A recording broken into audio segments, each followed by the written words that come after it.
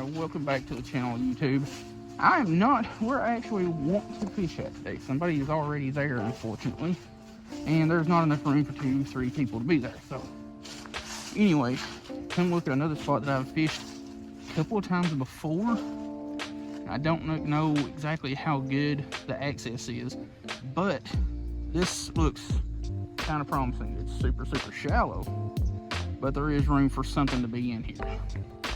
Yeah, this is like super shallow. Like the top of that sandbar is usually well underwater, but this is also very shallow. But there's some stuff kind of playing around over there next to that down tree in the middle of the creek. Probably just tiny little bluegill, who knows. But I'm gonna sniff around farther down, like right there, and see if I can get farther down, because I have fished farther back there. Video or link to that video in the description, and hopefully we catch some fish. Actually, now that I think about it, I'm probably going to go back out the road and take this other little road that comes in right there. Well, it comes out right there, because there's a tree in some much deeper water that just looks like there's some crappie hanging around it. So, well, this kind of sucks.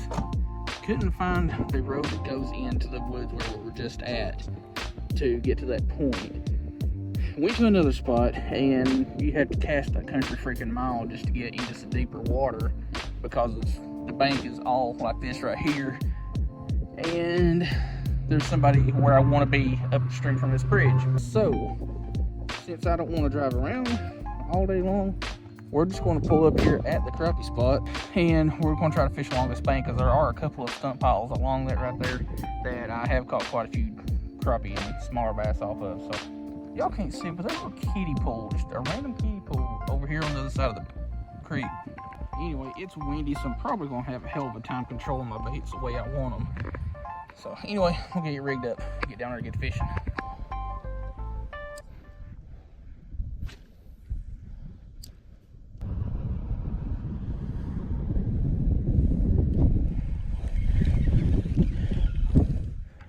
That was quick. Definitely ain't the first cast curse, cause chill out, homie.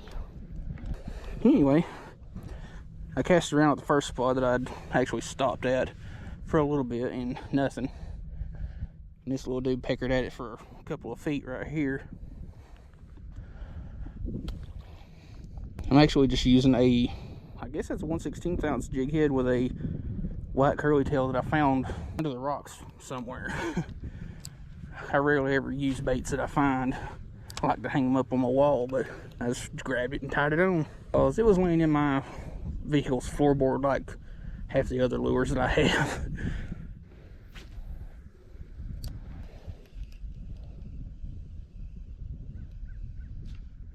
That's a good fish.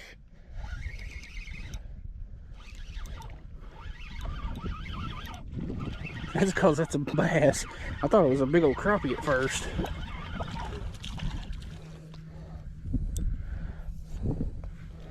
Chill. Not a bad little bass. That's probably half, 3/4 of a pound or something. That's a nice fish. I honestly thought that was a big old crappie. Now, I never use curly tails. I just don't know why. But so far, it's paying off.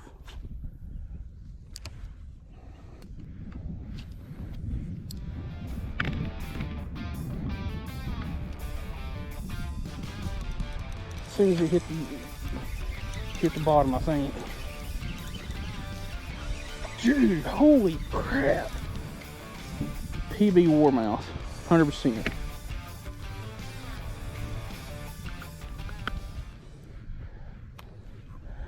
PB warmouth. I've been wanting to try warmouth fried up, but that's my PB, and I can't bring myself to kill a PB fish.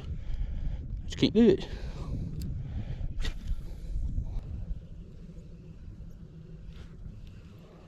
I missed one there.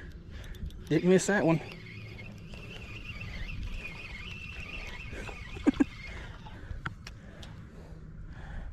You ain't hooked real good either, so you don't have to stop that stuff. There's a little dinky bass, about the same size as that first one we caught. Nice.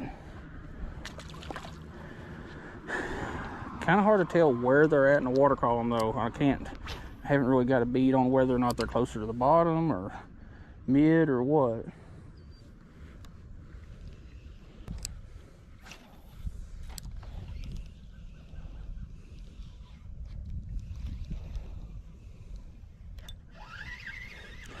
Caught something right off the side of that little root pile. You stop that. Another little dinky bass. I felt something tap at it on the corner of that little root ball. And this one came out and snagged it one.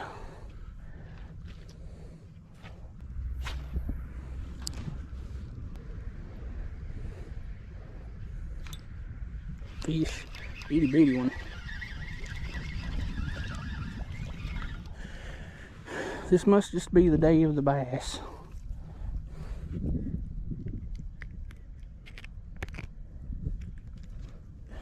They're cold, but by golly, they're scrappy little shit.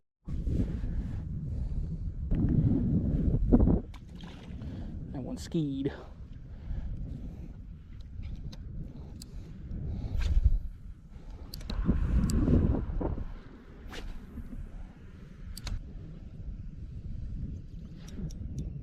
Another fish.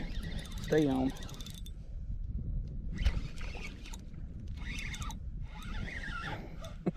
I'll go over my rod and reel and all that here in just a minute.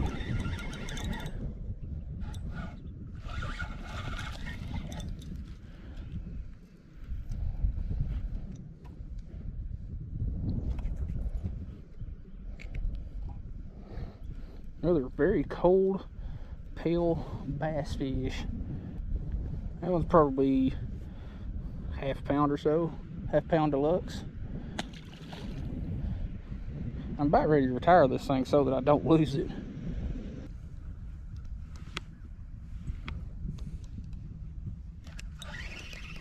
Another fish, finally. Teeny tiny little goober.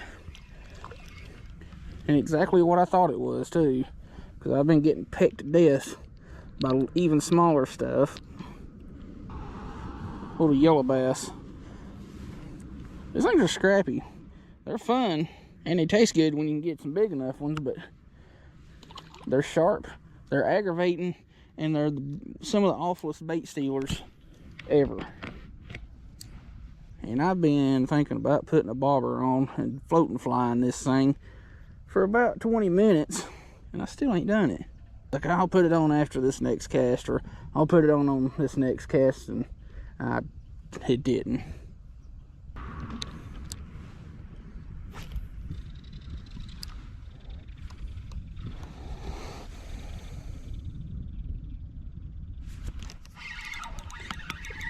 First cast after lowering it again, I dropped it to about 1.5 feet below the float, and it's another just gargantuan warmouth. And something has took a big old bite out of you. You got some scars.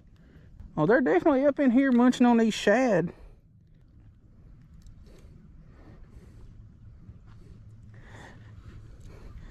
Do I want to? No, I don't want to keep you. You got some funk going on with your fin.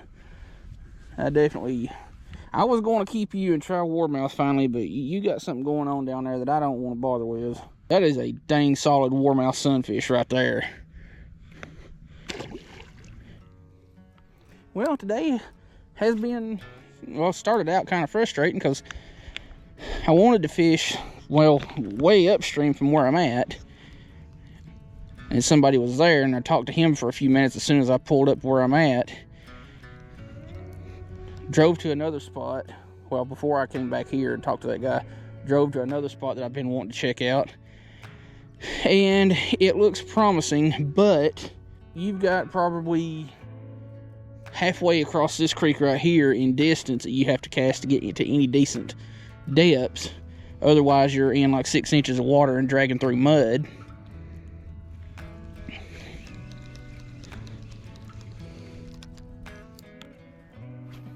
And then looked at the first spot, which looked promising, but I want to give it a little bit longer to see if the ground dries up a little bit better, because it's a nasty little sloppy mess between where I park and where I'm planning on fishing. Whew, I tell you what, after cutting those treads into my muck boots, it did help with the traction a little bit, but there's still that underlying layer of mud that it just ain't working with me. Before I forget, because I've forgot a couple of times to talk about the rod, this is a 7-foot ACC crappie sticks, one piece, medium light.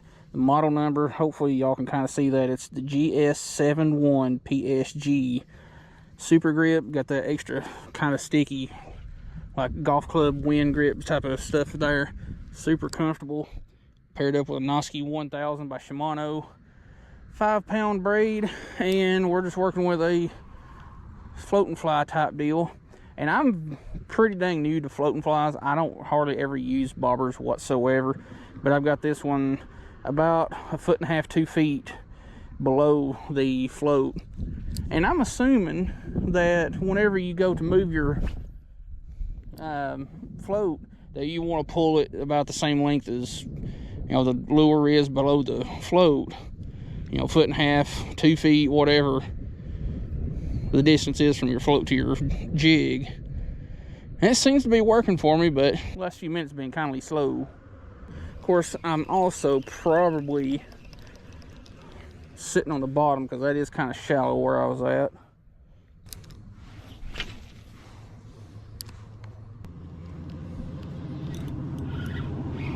Fishing. And he's not fighting whatsoever.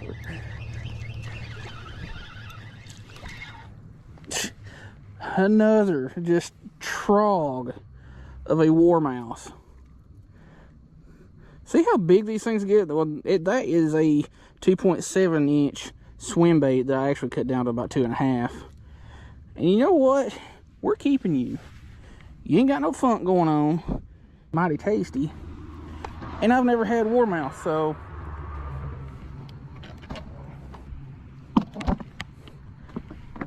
I will get that thing good and filleted up before I actually leave. And y'all, this rod is not a swim bait rod by any stretch of the imagination. But, you know, really fine.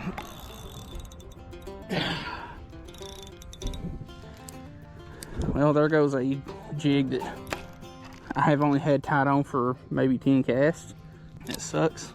But like I was saying, hey, did it come loose? Feels like it did. Like I was saying, this rod is not a swim bait rod whatsoever. The tip on it is just way too soft. But if you're using finesse hooks, kind of like I'm using here, which is the 6 cents crappie jig heads, that one's actually bent out quite a bit. It's not too bad.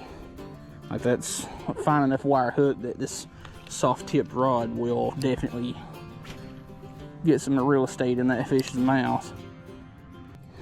Now, if you're using, like, you know, panfish size swim baits, like, you know, down around 1 inch, 2 inch, something like that, it's plenty enough rod for, you know, stuff like that.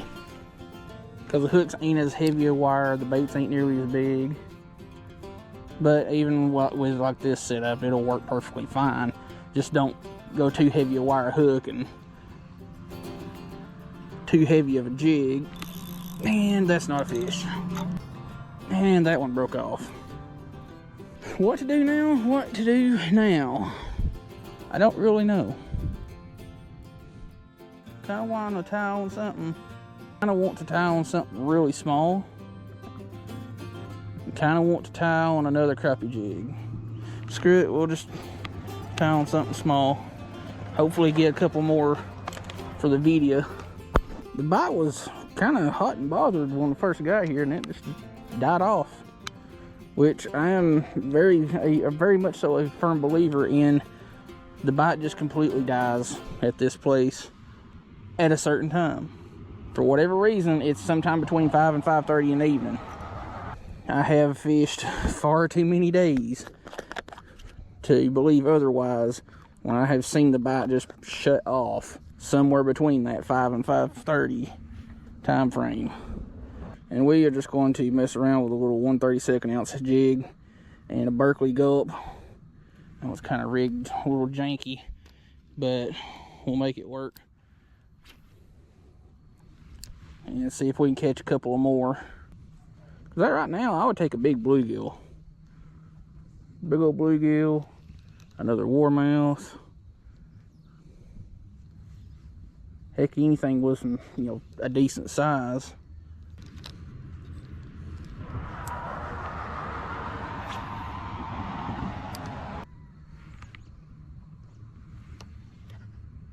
That's a fish. Another bass fish.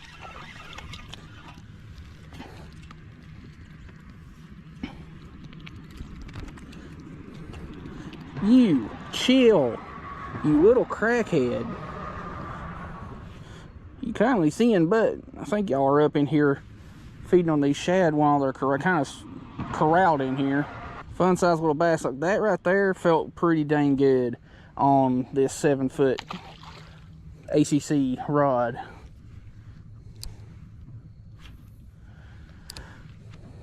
You know, it's all about pairing the rod to the fish. You know, you get a light enough rod that can, you know, handle some bass lures and stuff like that.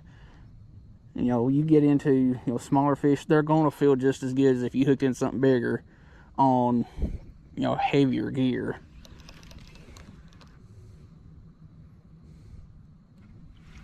You know, we got something. Is it of eating size?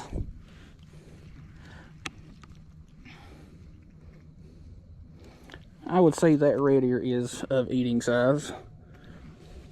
He's not all that big, but you can get something off of him.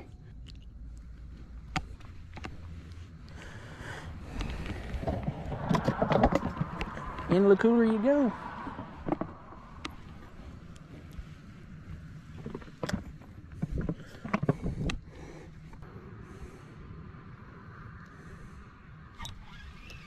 Hey, did we get our last one?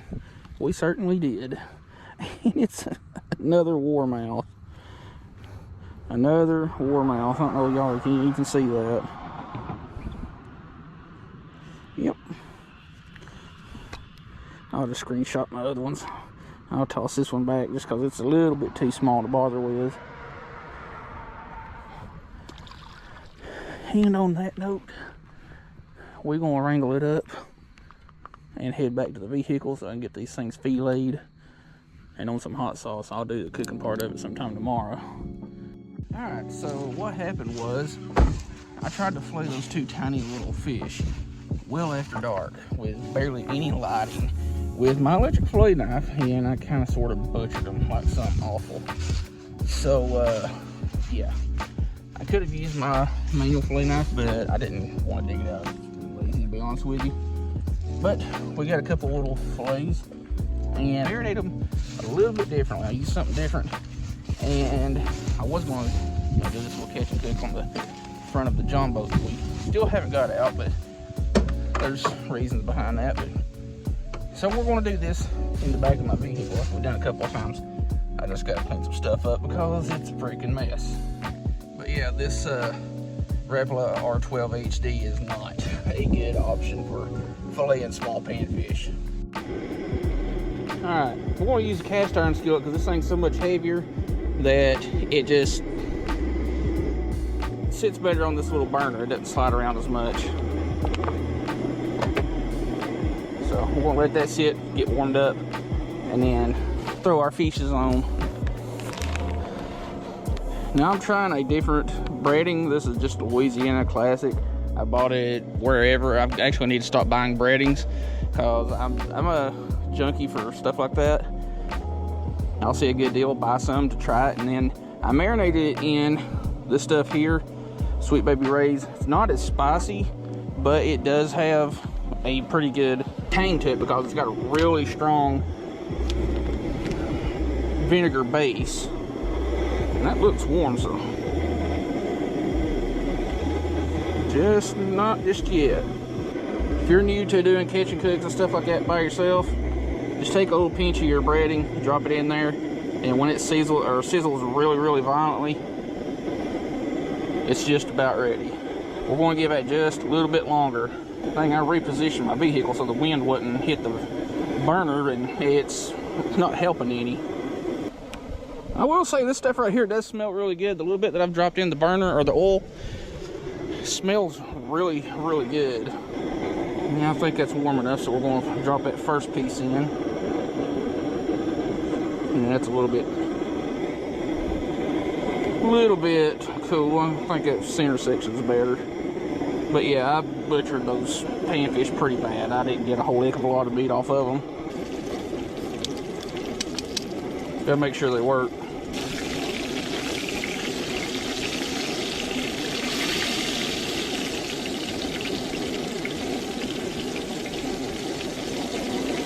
Alright, first flip, good and golden brown. I'm going to let them sit for a minute or two on that side, cut the heat, and try them out. Alright, I think that's good enough, so we're going to cut the heat, and we're going to let these things cool off. Not bad. Could have done better, especially with the fillet, and I could have got a lot more meat off there, but I kind of screwed that up. Alright, these have cooled off enough to kind of get a taste on them, see how the combination of the Louisiana Classic Fry and Sweet Baby Ray's hot sauce goes.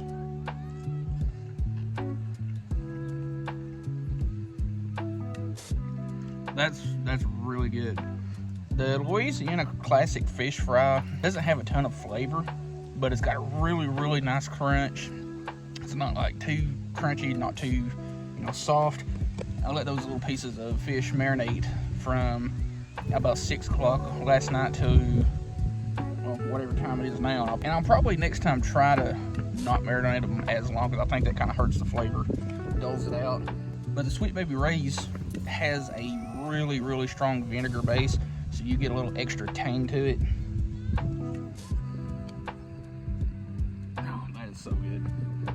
Yeah, Sweet Baby Ray's.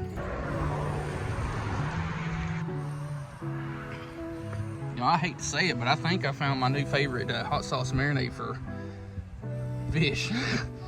That stuff paired with the Sweet Baby Ray's hot sauce and that strong vinegar base, it just has the right amount of heat. It's actually it doesn't have a lot of heat to my standard.